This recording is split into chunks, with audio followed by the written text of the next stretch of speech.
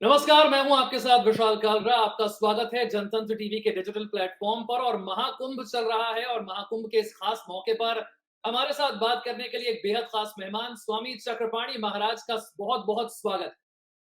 जी, धन्यवाद, आभार। चक्रपाणी जी, महाकुंभ का मौका है और 144 वर्षों के बाद ये शुभ संयोग आया है। लेकिन आज जो बातचीत की शुरुआत है वो जगत गुरु परमहंस के एक बयान के बाद से हो रही है। और उनका ये कहना है कि वो महाराष्ट्र सरकार को एक चेतावनी देना चाहते हैं कि औरंगजेब की कब्र को ध्वस्त कर दिया जाए, हटा दिया जाए। और अगर उसे हटाया नहीं जाता है तो कुंभ खत्म होने के बाद साधु संतों की टोली निकल पड़ेगी महाराष्ट्र की तरफ। देवेंद्र फडणवीस को वो चुनौती दे रहे हैं और कह रहे हैं कि महाकुंभ से पहले, खत्म होने से पहले पहले हटा लो कब्र, वरना बाबरी का जैसे विध्वंस हुआ था वैसे ही औरंगजेब की कब्र का भी विध्वंस हो जाएगा। देखिए, मैं बताना चाहता हूँ निश्चित रूप से आज़ादी के बाद से जिस प्रकार से एक संघर्ष के बाद, एक लंबी लड़ाई के बाद देश को आज़ादी मिली, लेकिन बड़ा दुर्भाग्य रहा कि आज़ादी के एक दिन पहले 14 अगस्त 1947 को जिस अखंड भारत की आज़ादी मिली थी, वो खंड हो गया और एक टुकड़ा पाकिस्तान बन गया। लेकिन 15 अगस्त 1947 को जो हमारी देश आज़ाद हुआ, जो हमारे वर्तमान में जो अस्तित्व में है, इसके बाद के 1-2 नहीं कितनी जितनी सरकारें आई, वो सभी सरकारों ने कहीं न कहीं न सिर्फ़ हिंदुओं की उपेक्षा की, उसी के साथ जो मुगल जो विध्वंसकारी थे, जो आक्रमणकारी थे, जो विदेशी एक आक्रमणकारी थे, जो हमारे अस्तित्व के साथ खिलवाड़ किया, जिन्होंने हमारे अस्मिता को लूटने का काम किया, जिन्होंने आकर के यहाँ सोने की चिड़िया, सोने की मंदिरों को लूटने का काम किया और हींग लगे ना फिटकिरी रंग चोखा वहाँ पे गुंबद लगा कर के मस्जिद का ढांचा खड़ा कर दिया। उस औरंगज़ेब की जो चर्चा कर रहे हैं, उस औरंगज़ेब ने अपने मासिर आलमगीरी एक पुस्तक है, उसमें स्पष्ट रूप से लिखा कि किस प्रकार से उसने जामा मस्जिदों के नीचे या दिल्ली जी के जामा मस्जिद में जोधपुर के प्रतिमाओं को जो लाया गया तोड़ करके उसको चिनवाने का काम किया, उसको हीरे जवाहरात अपने पास रख लेता हूँ, पूरे एक-एक मिनट उसमें लिखा है मासिर आलमगीरी में। तो सवाल इस बात का है कि अब समाज जागरूक हो चुका है, हर चीज़ अध्ययन कर रहा है, पढ़ रहा है, तो इन मुगलों ने तो अपनी पाप की गाथा खुद ही लिख दिया। ये सोचते थे कि आने वाले कल में भी हमारी इतिहास में लिखे जाएँगे, गाथा गाए जाएँगे, लेकिन ये नहीं समझते थे कि पाप की गठरी तुम्हारे ऊपर किसी दिन हावी हो जाएगी, क्योंकि किसी भी तरीके से जो है जो पाप करता है, पाप नष्ट नहीं होता। हमारे यहाँ द्रव्य अविनाशिता का नियम है, कोई चीज़ नष्ट नहीं हो सकता, वो रूप बदलता है। उसी तरह कर्म अविनाशिता का नियम है, कोई भी कर्म विकर्म करता है व्यक्ति, तो उसको जो है सज़ा ज़रूर मिलती है, उसको लाभ ज़रूर मिलता है। लाभ जैसे दीवार पे कोई गेंद मारता है, रिफ्लेक्ट करता है, उसी प्रकार से कर्म का सिद्धांत है। तो उसने जो पाप किया, अब वर्तमान में जब खुल रहा है, लेकिन सबसे बड़ी आश्चर्य विशाल जी ये है कि अभी भी जिस तरीके से वो ये जो जो कुछ लोग जो है उस मुगलों के पाप की गठरी को लेके अपने सर पे चल रहे हैं और वो मुगलों को अपना आदर्श मानते हैं। कहाँ तक सरदार भगत सिंह को आदर्श मानते, कहाँ तक बटुकेश्वर दत्त को मानते, कहाँ तक भगवान राम और कृष्ण को अपना आदर्श मानते, तो वो मानते हैं मुगलों को मानते हैं, जो लुटेरे थे, जो विदेशी आक्रांता थे। कौन ऐसा पूरे विश्व में कोई एक देश बताइए जो आक्रांताओं को आदर्श मानता हो? लेकिन एक भारत में ही बड़ा दुर्भाग्यपूर्ण है, कुछ जिहादी मानसिकता के लोग उसके किए गए पाप की गठरी को अपने कंधे पे लेके चल रहे हैं। जबकि और उसको जानबूझ करके हिंदू मुस्लिम, तो निश्चित रूप से औरंगजेब एक आतताई था। औरंगजेब ने जुल्म की इंतहा की। औरंगजेब ने जो है हमारे अस्मिता के साथ खिलवाड़ किया। आज भी भगवान राम मंदिर की, चूंकि राम मंदिर का मैं मुख्य पक्षकार था, राम मंदिर से लेके सैकड़ों हजारों मंदिर जो है किसकी देन है? इन्हीं मुगलों की देन है। तो इसलिए मेरा मानना है संत महात्मा वृक्ष कबहु न फल वछय, नदी न संचय नीर, परमारथ के कारण साधु भया शरीर। परमार्थ के लिए साधु बनता है, लोकेश्वरा वितेश्वरा पुतेश्वरा का परित्याग करता है, तो राष्ट्र के लिए जीता है। तो ये राष्ट्रवाद है। हर वो साधु, हर वो संत जो, या हर एक हिंदुस्तानी, हर एक भारतीय का ये कर्तव्य बनता है कि जो हमारे अस्मिता के साथ खिलवाड़ करने का काम किया, उसको नामो-निशान मिटा देना चाहिए। अब बिल्कुल उसका खात्मा होना चाहिए। उसके नाम पे औरंगजेब रोड हो, उसके मुगलों के नाम पे वो हो। हमारे यहाँ महापुरुषों की कमी है क्या? महापुरुषों तो अब हमारे जो आदर्श है, जो हमारे देश की आज़ादी कराने से लेकर के उसके पहले तक अनेक हमारे महापुरुष उसके नाम से खोला जाए। तो उन्होंने परमहंस जी ने जो कहा है, वो वही कहा है जो एक राष्ट्रभक्त को कहना चाहिए। मेरा ये मानना है कि निश्चित रूप से ऐसे पिछले दिनों देश की सरकार से भी मैंने कई साल से मांग किया था कि जो राष्ट्रपति भवन में मुगल गार्डन है, मुगलों का क्या काम भाई? ये मुगल का राज थोड़े है, उसको हटाया जाए। तो मैं धन्यवाद दूँगा केंद्र सरकार को कि उन्होंने मुगल गार्डन के नाम जो है बदला और उसको अमृत उद्यान किया। तो निश्चित रूप से मेरा मानना है कि ऐसे औरंगजेब या कोई भी मुगलों के नाम से नहीं होना चाहिए। हमें मुसलमान से घृणा नहीं है, हमें ये एक विदेशी आक्रांता है, क्योंकि मुसलमान तो अनेक देशभक्त हुए जो राष्ट्रपति कलाम साहब थे, चाहे अशफाक उल्लाह थे। एक हम लोग कहा करते हैं कि जिसको अशफाक हमीद के मादरे वतन से प्यार नहीं, उसको इस भारत में रहने का अधिकार नहीं। तो अशफाक उल्लाह की तरह राष्ट्रभक्त बनो, हमीद की तरह बनो, लेकिन आप विदेशी आक्रांताओं को आदर्श मान के चलोगे तो वो बर्दाश्त नहीं होगा, और कोई भी देश को नहीं करना चाहिए, कोई भी राष्ट्रभक्त को नहीं करना चाहिए। इसलिए निश्चित रूप से इस औरंगजेब व मुगलिया जो भी प्रतीकें हैं उसको खत्म करना चाहिए। वो हमारे गौरव नहीं बल्कि वो कलंक है, और वो मानवता के लिए कलंक है। वो भगवान चित्रगुप्त महाराज आज भी उनको सजा दे रहे होंगे, और रौरव नमक नरक नरक में वो झेल रहे होंगे, जो मुगल जो है, क्योंकि उन्होंने हमारे मंदिरों को तोड़ा। कोई भी अगर जो धर्म ग्रंथ उठा के देखो, कोई नहीं कहेगा कि जी किसी के मंदिर को तोड़कर वहां पे जबरदस्ती मस्जिद बनाने वाला कोई पुण्यात्मा नहीं होगा, बल्कि वो शैतान कहलाएगा। अगर तुम्हें बनाना अपने मेहनत से बनाओ ना, इतनी जमीनों की कमी है क्या? कहीं भी बना सकते थे, हमारे मंदिरों पे ही निशाना बना के तोड़ना, फिर बना लेना। और उससे भी नीचता की हद हो गई कि जो वर्तमान में लोग उसको जो है उसकी पाप की गठरी को लेके चल रहे हैं, बड़ा दुर्भाग्यपूर्ण है। लेकिन पाप की गठरी को लेकर कौन चल रहा है? 2014 से आज तक महाराष्ट्र में 3 बार बीजेपी सरकार बना चुकी है। तो बीजेपी की सरकार को औरंगजेब की कब्र पर एक्शन लेने से रोक कौन रहा है? जब सरकार नहीं थी, बीजेपी की, कांग्रेस थी, तो बड़ा आरोप लगाते थे सनातन की तरफ से लोग, साधु संतों की तरफ से आरोप लगता था कि कांग्रेस तो मुस्लिमों के लिए काम करती है। अब तो 2014 से 2025 इन 11 सालों में बीच के 2-3 साल छोड़ दिए जाएं, तो महाराष्ट्र में बीजेपी की सरकार रही है। क्यों नहीं हट पाई ये कब्र? विशाल जी, बिल्कुल आपने सही कहा, मैं आपकी बात से बिल्कुल सहमति व्यक्त करता हूँ। बीजेपी ने तो राम मंदिर भी बीजेपी की देन थोड़े, राम मंदिर तो माननीय सर्वोच्च न्यायालय का आदेश आया उसके बाद बना, तो संसद से तो बना नहीं। तो सवाल इस बात का निश्चित निश्चित रूप से बीजेपी की सरकारें जहां भी है वहां पे होना चाहिए। यही पहले भी मैंने बात किया था कि भाई जिन प्रदेशों में इमामों को वेतन मिलता है, आखिर पुजारियों को क्यों नहीं वेतन मिलता है? तो कई ऐसे मुद्दे हैं, निश्चित रूप से बीजेपी को कम से कम वास्तविक रूप से सनातन के और हिंदुत्व के लिए काम करने चाहिए, उसको कौन रोक रहा है? लेकिन निश्चित रूप से जो संतों ने ध्यान आकृष्ट कराया है सरकारों को, तो सरकार चाहे बीजेपी को हो चाहे कोई दूसरी पार्टी की हो, सरकार को इस पे ध्यान देकर के उस पे त्वरित कार्रवाई करनी चाहिए और उसको खत्म करनी चाहिए। सरकारें कोई भी हो, राष्ट्रवादी अपना मांग करते रहेंगे, और उनको सरकार नहीं मानेगी तो जनता का जो जनभावना है उसको तो ख्याल रखना चाहिए, नहीं तो निश्चित रूप से चुनाव में उसका परिणाम दुष्परिणाम दिखने को मिलता है।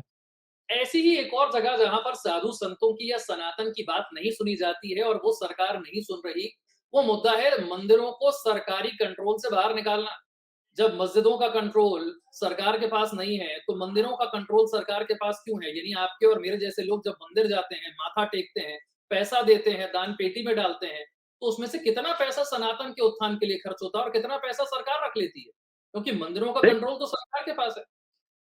देखिए विशाल जी, निश्चित रूप से मैं आपको बताना चाहता हूँ, एक तो पूर्व की सरकार ने जिस प्रकार से 1991 एक्ट बना दिया, जिसके वजह से 15 अगस्त 1947 के जो स्थिति है उसको बरकरार रखा, वो एक तो सरकार को, केंद्र सरकार को उसको तत्काल समाप्त करने चाहिए। दूसरे, अंग्रेजों के समय बनाए गए कानून के अंतर्गत जिस प्रकार से मंदिरों को, मठों को, आश्रमों को, और उन मंदिरों को जहाँ पे चंदे ज्यादा आते हैं, जहाँ पे पैसे ज्यादा चढ़ावा मिलता है, उसको अधिग्रहित कर लेना। अरे अधिग्रहित करना है तो उनको भी करो ना, जहाँ पे मंदिर कमजोर है, आश्रम कमजोर है, उसको आप वहां पे पैसे लगाओ। वो नहीं लगाते, सरकारें उसको अधिग्रहित कर लेती। इसके लिए मैंने दर्जनों पत्र, चाहे गैर बीजेपी सरकार जो केंद्र में रही तब भी हमने दिया, केंद्र में सरकार अभी है वर्तमान में, कई बार हम मिल करके स्वयं भी बात किए केंद्रीय स्तर पे। तो ये तो होना ही चाहिए। हमारे जब देश पे जब किसी मस्जिद को सरकार अधिग्रहित नहीं कर सकती, चर्च को नहीं कर सकती, तो आखिर मंदिरों के पीछे क्यों पड़ी है? वो भी वो मंदिर जहां से पैसे आते हैं और उन पैसों का बंडर बाट होता है, इसी का परिणाम होता है सरकारी अधिग्रहण के कारण। आप देखो कि तिरुपति बालाजी में किस प्रकार से उसमें गाय की चर्बी मिलाने की बातें आई थी। तो इस तरह की अनियमितता अगर जो संतों के, अगर जो हिंदुओं की वहां कमेटी बना के दी जाए तो ऐसा नहीं होती। और जो मंदिर है उस मंदिर की आस्था रखने वाले अगर लोग रहे तो ऐसी नहीं होगी, क्योंकि आस्थावान व्यक्ति कभी भी अपने आस्था के साथ वो नहीं करता, स्वयं न्याय करता है। लेकिन वहां पे तो आप देखिए क्रिश्चियन और वो ऐसे लोग भी उस तिरुपति बालाजी के ट्रस्ट में, तमाम ऐसे लोगों तो थे जो उनको आस्था थी नहीं। जैसे उत्तर प्रदेश में पिछली कुंभ जो लगा था, महाकुंभ लगा था, उसमें आप देखो जो अखिलेश जी की सरकार थी, उन्होंने जो है आजम खां को उसका अध्यक्ष बना दी थी। क्या हिंदू नेता वहां पे नहीं थे? क्या क्या हिंदू मंत्री उसमें नहीं थे क्या उनके पार्टी में? तो यह सेकुलर कि एक जो कीड़े हैं, जो हिंदुओं पे ही लागू करते हैं, क्या कभी वक्फ बोर्ड का कोई अध्यक्ष कोई हिंदू नहीं हिंदू हुआ है क्या? क्या कभी किसी मस्जिद के ट्रस्ट का कोई हिंदू हुआ है क्या? तो सवाल जब वो नहीं हो सकता तो भाई भावना होना भी नहीं चाहिए। मेरा ये मानना है कि अगर हिंदुओं का धर्म स्थल है, तो हिंदू ही रहे, जिसके जो धर्म स्थल है उसी व्यक्ति हो, जो उसकी भावना को समझता है। तो इस तरह से करना तो अपने आप में बहुत बड़ा दुर्भाग्यपूर्ण है। मैं इसकी निंदा करता हूँ और मैं चाहता हूँ कि तमाम मंदिरों को मुक्त किया जाए। इसके लिए हमने कई पत्र लिखे, कई बार आंदोलन हुए, कई बार धरना प्रदर्शन भी कराए और पूरे संगठन की मांग है हमारी कि ये जितने भी हमारे मंदिर है उसको अधिग्रहण से मुक्ति दिलाया जाए और एक केंद्रीय स्तर पे एक सनातन धर्म बोर्ड की स्थापना किया जाए, जो मंदिर, आश्रम और तीर्थों की देखभाल करे और हमारे देश भर में जितने भी पुजारी हैं, हमारे देश भर में जितने संत और आश्रम है उसकी देख-रेख के लिए इस तरह की व्यवस्था हो ताकि पुजारियों को भी वेतन मिले और जो आप देखिए कि मंदिरों की स्थिति कमज़ोर होने के कारण विशाल जी हमारे गुरुकुलों की स्थिति बहुत दयनीय हो गई। आज गुरुकुलों को कोई नहीं पूछ रहा। देश की सरकारें भी अ, ब क कहती है कि एक हाथ में कुरान, एक हाथ में कंप्यूटर, लेकिन एक हाथ में वेद और एक हाथ में जो है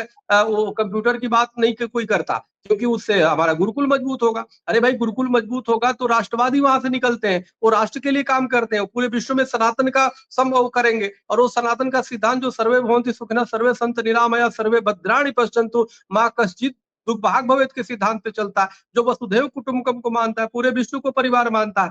तो ये समझने वाली बात है कि एक तरफ दूसरे को काफिर मानता है, उसको आपको महिमा मंडित उसको बढ़ाना है, कि एक पूरे विश्व को परिवार मानता है, उसको बढ़ाना है। तो ये तो सरकार को पॉलिसी पे अपनी चेंज करनी पड़ेगी। मुस्लिम तुष्टिकरण में अंधा नहीं होना पड़ेगा। लेकिन चक्रपाणी जी इस समझ से बाहर है, 11 वर्ष हो गए केंद्र में बीजेपी को, वक्फ बोर्ड में बदलाव को लेकर इतनी चिंतित हैं। सरकार चाहे तो एक झटके में वक्फ बोर्ड को खत्म कर सकती है। नीतीश कुमार नहीं का, सरकार चंद्रबाबू नायडू का समर्थन है आपके पास और पिछले 10 वर्षों में तो पूर्ण बहुमत था। इस बार चलिए आप 240 पर है बीजेपी, कम से कम पिछले 10 वर्षों में तो पूर्ण बहुमत था। वक्फ बोर्ड को चाहते तो एक झटके में खत्म कर सकते थे। जब इतनी ही देखिए मैं दिक्कत क्यों नहीं किया गया? विशाल जी देखिए मेरी अनुभव जहाँ तक है पिछली भी जो सरकारें थी बीजेपी की जो अटल बिहारी वाजपेयी के समय में उस समय भी हमने गोरक्षा केंद्रीय कानून के लिए मुझे याद है कि पूज्य शंकराचार्य और काफी संतों के साथ एक मिलने का मौका मिला था और उस समय जब गोरक्षा की बात किए थे तो उन्होंने माननीय स्वर्गीय अटल बिहारी वाजपेयी जी ने कहा था कि जी हमारी पूर्ण बहुमत की सरकार है, हम कुछ नहीं कर सकते और हमेशा पूर्ण बहुमत के लिए रोना रोते का काम करते थे। उस समय कोई काम भी नहीं है, उस समय भी सिर्फ कविताएं पढ़ने के अलावा कुछ नहीं हुआ। दूसरी सरकार बनी यहाँ पे तो सिर्फ बोलने की और मन की बातें करने के अलावा कुछ नहीं हुआ। हिंदुओं की मन की बात किसी ने नहीं सुना। गोरक्षा केंद्रीय कानून अभी तक नहीं बने, बल्कि विश्व का सबसे बड़ा मांस निर्यातक देश भारत हो गया। कितने बड़ा दुर्भाग्य की बात है जो कभी ज्ञान की रोशनी देने का काम जो देश भारत करता था, जिसके बल पे भारत विश्व गुरु हुआ करता था, आज वो मांस सप्लाई वाला देश होकर रह गया है। जबकि केंद्र सरकार की ये नीति थी, माननीय मोदी जी भी कहा करते थे कि आपको दर्द होता है कि नहीं, हमें मन में पीड़ा होती है, पिंक रेगुलेशन और ये मांसाहार के ये गौ हत्या के खिलाफ इनके एजेंडे भी थे, लेकिन आज भी केंद्रीय कानून नहीं बना और अभी तो मान लीजिए 2 बैसाखी कम से 10 साल तो आपने जो बोला ठीक बोला, पूर्ण बहुमत की सरकार थी, कुछ भी कर सकते थे। उसमें जब अनेक कानून बन सकता है, किसानों पे बन सकता है, तो गोरक्षा केंद्रीय कानून क्यों नहीं बन सकता? मंदिरों का अधिग्रहण समाप्त क्यों नहीं हो सकता था? 1991 एक्ट क्यों नहीं हट सकता था? तो गोरक्षा कानून तो बना नहीं, गे रक्षा कानून बन गया। समलैंगिकों के लिए कानून बन गया। उसकी क्या मांग थी? आज बताइए ट्रंप ने भी बोल दिया अपने आते ही शपथ लेते ही कि एक एजेंडा कर दिया कि सिर्फ स्त्री और पुरुष रहेंगे। ट्रांसजेंडर को बिल्कुल खत्म कर दिया। यहाँ तो गोरक्षा बनाया नहीं, गे रक्षा बना दिया। अब आप देखिए उससे क्या किस प्रकार की विसंगतियां आ रही है समाज में। तो मेरे कहने का मतलब कि सरकार को ये सोचना होगा कि हमें जो कथनी करनी में अंतर नहीं, सिर्फ हिंदुत्व पे बात बोलने के लिए नहीं, हमें करना पड़ेगा। अनेक समस्याएँ उसका निराकारण निराकरण हमें अपने सूझबूझ से करना होगा। जब बहुमत की सरकार बनी है, तो देश की जनता ने मुद्दों पे आपको बनाया बुलाया है, मुद्दों पे आपको दिया है, तो आपको इस पे काम करना चाहिए। अगर नहीं करते हैं, तो वो दिन दूर नहीं जब निश्चित रूप आपने से आपने 1991 के प्लेसेस ऑफ वर्शिप एक्ट की बात की। सुप्रीम कोर्ट में इसे लेकर सुनवाई चल रही थी। सरकार का कोई क्लियर स्टैंड इसे खत्म करने को लेकर नजर नहीं आया। ना संसद में कभी क्लियर कहा गया कि हम इसे खत्म कर देंगे, ना सुप्रीम कोर्ट में कभी क्लियर कहा गया कि हम इसे खत्म कर देंगे। तो जो लोग, चाहे वो विष्णु शंकर जैन है या वो विष्णु शर्मा है जो अजमेर के लिए लड़ रहे हैं, कोई संभल के लिए लड़ रहा है, उनका क्या हौसला गिराने वाला ये बयान नहीं है कि आप 1991 के प्लेसेस ऑफ वर्शिप एक्ट को अगर लेकर बैठे रहे, तो फिर अगर आपको मूल ढांचे का स्वरूप क्या है वो पता चल भी गया, तो जो मौजूदा ढांचा है उसे हटाया तो जा नहीं सकता उस कानून के मुताबिक। अगर पता भी चल गया कि संभल में मान लीजिए कि जामा मस्जिद नहीं, हरिहर मंदिर है, अजमेर में भी अजमेर दरगाह नहीं, वहां पर शिव मंदिर है, पता भी चल गया, तब भी उसे हटा नहीं पाएंगे, क्योंकि कानून के मुताबिक तो हटाया नहीं जा सकता। देखिए, बिल्कुल आपकी बात बिल्कुल सही है। मैंने पहले इसीलिए इसको कहा कि सरकार का एक कर्तव्य बनता है कि वर्शिप एक्ट 1991 तत्काल इसको खत्म किया जाना चाहिए था, क्योंकि माननीय कोर्ट में जैसे ही मामला आएगा तो इसी विषय पे अड़ंगा लगेगा। तो ये रास्ता साफ करना चाहिए था। जिसने वक्फ बोर्ड को भस्मासुर बनाया, वक्फ बोर्ड को इतना अधिकार दे दिया, जिसने 1991 एक्ट में बना करके हिंदुओं को उनके अधिकार से रोका, किसने किया था? ये पूर्व की सरकारें ने किया था, गैर बीजेपी सरकार ने किया था ना। तो भाई जब उसने किया था तो तुम तो प्रचंड बहुमत की सरकार हो, वो तो बल्कि गठबंधन की सरकार हो थी। आप तो प्रचंड पूर्ण बहुमत की सरकार थे, आपको तत्काल इस पे कार्रवाई करनी चाहिए थी, लेकिन नहीं किया। अब इस पे सिर्फ डिबेटें होते हैं, सिर्फ मुद्दे गरमाए जाते हैं। तो मेरा मानना है कि सरकार का भी तो कुछ कर्तव्य बनता है। सरकार किसानों के लिए कानून बना सकती है, जो धरने पे बैठ रहे हैं किसान, अनेक चीजों पे कानून एक झटके में बन सकता है। एक झटके में नोटबंदी हो सकता है, तो एक झटके में ये सब कानून क्यों नहीं खत्म हो सकते भाई? तो ये इच्छा शक्ति की बात है विशाल जी, ये बड़ा दुर्भाग्यपूर्ण है। मैं तो आपको धन्यवाद दूंगा कि पहली बार किसी चैनल पे विशाल कलराज जी, आप तो वरिष्ठ पत्रकार हैं, कि इस तरह की डिबेट आपने शुरू किया है, और ये होना चाहिए। सरकार को हमें आईना दिखाना पड़ेगा, सरकार को हमें जगाना पड़ेगा। सरकार जिस प्रकार से वो सो रही है, सिर्फ अडानी अंबानी का मतलब सरकार नहीं होता, उनको पूरी देश की जनता की भावना को समझना होगा, और जो मूल विषय है, मूल बिंदु है, उस पर कार्य करना पड़ेगा, क्योंकि इसीलिए सरकार की बनाई जाती है, मुद्दों पे बनाई जाती है। तो सरकार को इस तरफ ध्यान देना चाहिए, और मेरी पूरी तरह से एक बहुत ये बड़ी आग्रह है, बात निवेदन। जी, आपने सनातन बोर्ड की बात कही, लेकिन सरकार की तरफ से कभी सनातन बोर्ड की चर्चा नहीं होती है। ना तो संसद में हुई, ना केंद्र सरकार के किसी मंत्री की तरफ से सीरियसली इसे लेकर कुछ कहा गया। अब जिम्मेदारी साधु संतों पर ही है कि वो सनातन बोर्ड के स्ट्रक्चर को, उसके रूप को ऑन पेपर तैयार करें और सरकार के सामने प्रस्ताव रखें कि साहब ये होगा सनातन बोर्ड का स्ट्रक्चर, ऐसे हमारे मंदिर फिर हमारे कंट्रोल में आएंगे और सनातन बोर्ड के ये काम, ये एजेंडे होंगे। ये भी संत नहीं, समझ देखिए, लेंगे। देखिए ऐसा है, सवाल यह है कि वक्फ बोर्ड को अधिकार जिस लोगों ने दिया, भस्मासुर बनाया, तो वक्फ बोर्ड को जो बनाया, तो किसने बनाया? पूर्व की सरकारों ने बनाया, और उसने एक भयंकर अधिकार देकर के उसको भस्मासुर बना दिया। तो किसी की जमीन पे हाथ हाथ रख दो, तुम्हारी हो जाएगी, और तुम्हारे ही वकील, तुम्हारे जज, यानी मेरा मुंसिफ ही मेरा कातिल है, वो हमारे हक में क्या फैसला देगा? हमारे ही मंदिर को कब्जा करके हमारे ही उसको ले लेगा, और उन्हीं की जज सुनवाई करेगा, बोल देगा नहीं, और आप उसकी कहीं सुनवाई नहीं कर सकते। तो जब इतने बड़े अधिकार दे सकता है, तो क्या केंद्र की सरकार इसके लिए मंदिर उस पे ट्रस्ट नहीं बना सकती? लेकिन उसके लिए इच्छा शक्ति की आवश्यकता है। देखिए, साधु संत तो शुरू से कहते आ रहे हैं। मैं तो आपको बता रहा हूं कि हमने, चाहे पुजारियों का रोक वेतन की बात हो, रोक कौन रहा है? अड़ंगा कहाँ है? कहाँ दिक्कत है? नहीं, सवाल ये है कि अड़ंगा कहीं नहीं है। सरकार की जो पॉलिसी है, सरकार की जो मंशा है, सरकार की जो मन स्थिति है, वो क्या कर रही है, सरकार को अपनी करना चाहिए। इस पे बनाएंगे कि नहीं बनाएंगे, तो ये स्पष्ट करना चाहिए। श्वेत पत्र जारी करनी चाहिए सरकार को कि आप 1991 एक खत्म करोगे कि नहीं, आप मंदिरों की जो है, ये जो है जो अधिग्रहण है, इसको समाप्त करो, ये कानून को समाप्त करोगे कि नहीं, या ये जो सनातन बोर्ड बनाने की बात है, बनाओगे कि नहीं। इस पे अब स्पष्ट वो सरकार को कर देना चाहिए। नहीं बनाओगे तो भी बता दो। अब बेवजह जो है जिस जिस प्रकार से स्थिति चल रही है, वो ठीक बात नहीं है। हमें लगता है कि हिंदू सनातन को बहुत जरूरी है कि एक बोर्ड बना करके, ताकि हमारे मठ मंदिर आश्रम और गुरुकुल जो है सुचारू रूप से चले। आज गुरुकुलों की सबसे ज्यादा दयनीय स्थिति है। उसका उसका कारण यह है कि सरकारें आजादी के बाद जितने भी है, सबने उपेक्षा किया, और उन्होंने मुस्लिम तुष्टिकरण में अंधे होकर के सिर्फ जी, मदरसों को आपने आपने सहयोग समर्थन अभी दिया। सुना कि नहीं सुना, लेकिन मोहन भागवत साहब के बयान से एक इंडिकेशन, एक संकेत तो मिल ही गया कि 1991 का प्लेसेस ऑफ वर्शिप एक्ट तो हटने वाला नहीं है। उन्होंने स्पष्ट कर दिया कि हर मस्जिद के नीचे मंदिर ढूंढना नहीं चाहिए, और जो लोग हर मस्जिद के नीचे मंदिर ढूंढ रहे हैं, वो ऐसे मुद्दे और ऐसे विवादों को उछालकर हिंदुओं के नेता, नए-नए हिंदुओं के नेता बनना चाहते हैं। उनकी तरफ से क्लियर कर दिया गया है कि ये जो मस्जिद के नीचे मंदिर ढूंढ रहे हैं, ये विवाद पैदा करके खुद हीरो बनना चाहते हैं।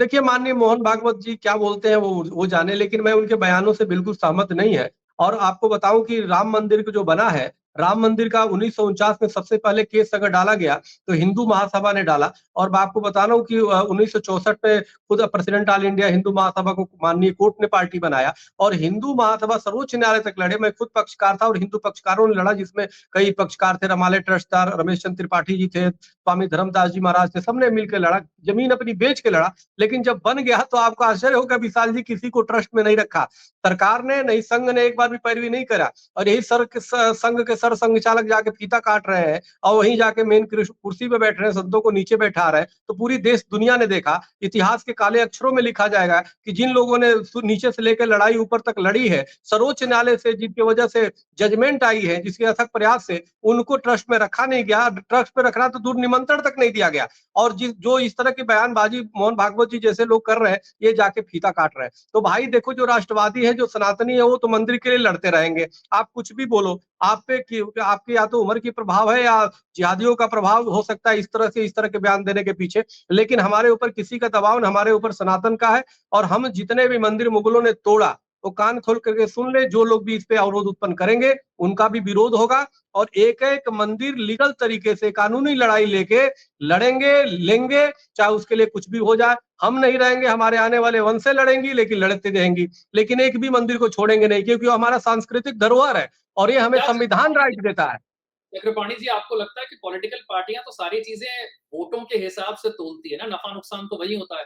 अब अयोध्या बना के हो सकता है बीजेपी को लगाओ कि वोट तो मिला नहीं, लोकसभा चुनाव में सीट तो हार गए, उत्तर प्रदेश में भी करारी हार हुई, शायद इसलिए मंदिरों के मुद्दे मुद्दे को पीछे हटा दिया गया।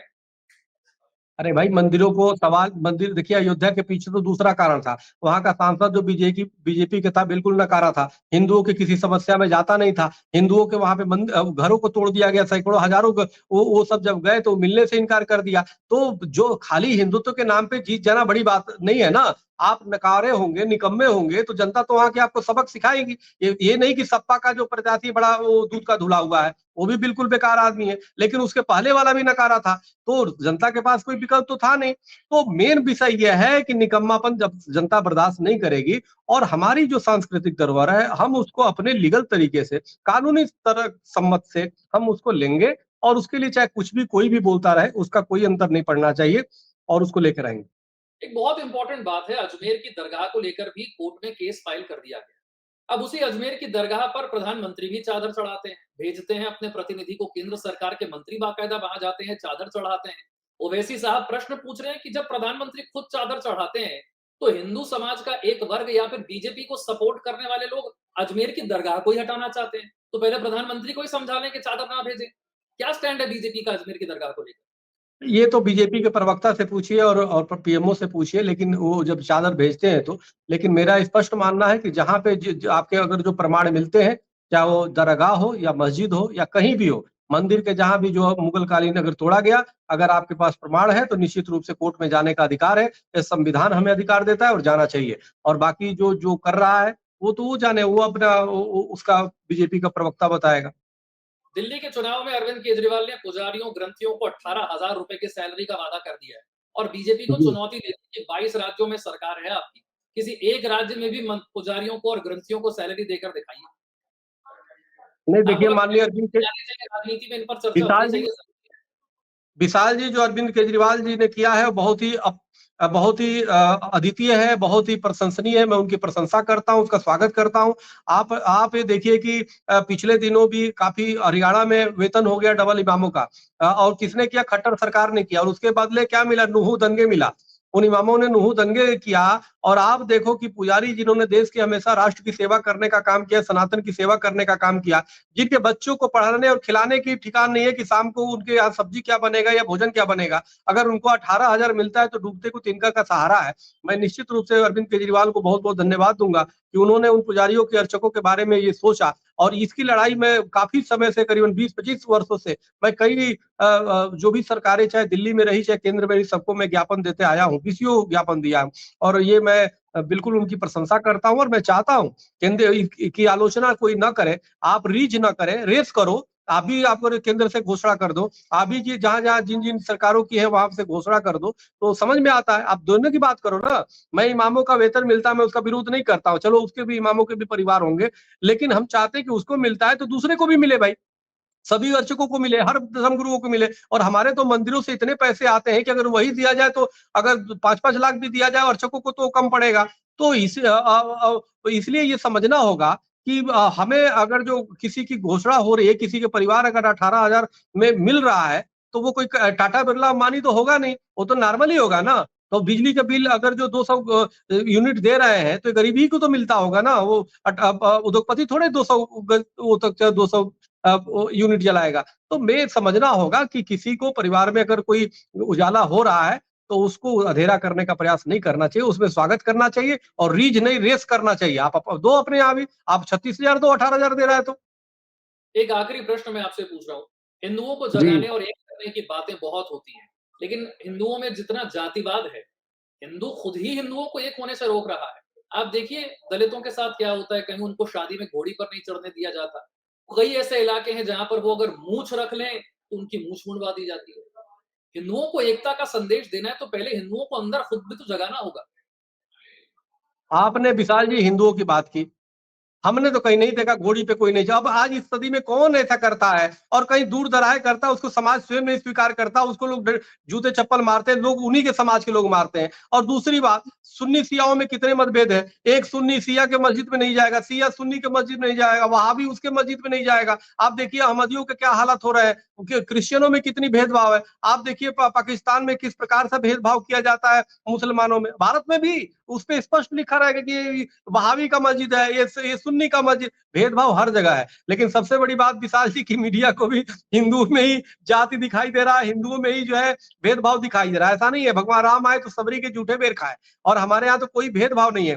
ब्राह्मण जो है भगवान राम की उपास पूजा करवाते हैं, भागवत करते हैं। भगवान राम क्या थे, क्षत्रिय सूर्यवंशी थे। और ब्राह्मण देखिए तो रावण क्या था, ब्राह्मण था, उसकी पुतला कौन जलाता है। तो मूल विषय हमारे यहाँ जाति भेद नहीं है, हमारे यहाँ कौन अच्छा ये देखा जाता है, क्या क्या सही है वो नहीं, कौन सही है ये नहीं देखा जाता, क्या सही है ये देखा जाता है। अगर गलत है तो गलत कहा जाता है। और देखिए जाति अगर जो कोई में पैदा हुआ तो जननी जन्मभूमि स्वर्गादपि गरीयसी, ये कोई शर्म की बात नहीं है। जिस वो पहले तो भगवान कृष्ण ने गीता जी में कहा कि वर्ण कर्म के अनुसार वर्ण बने हैं।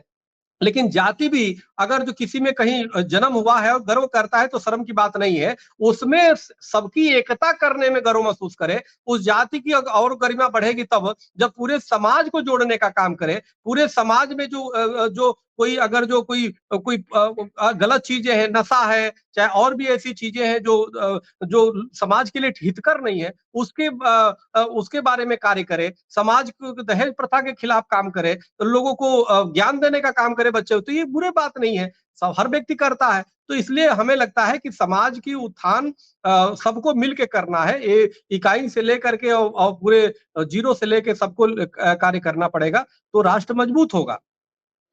समाज के उत्थान के लिए, समाज के भले के लिए आप जिस तरीके से काम कर रहे हैं, हमारी शुभकामनाएँ आपके साथ हैं। आप इसी जी, तरह से काम करते रहें और जी बहुत विशाल जल्द जी। आपसे एक बार फिर जनतंत्र टीवी के डिजिटल प्लेटफ़ॉर्म पर मुलाकात होगी, बातचीत होगी। आपने आज वक़्त दिया, आपका बहुत-बहुत शुक्रिया।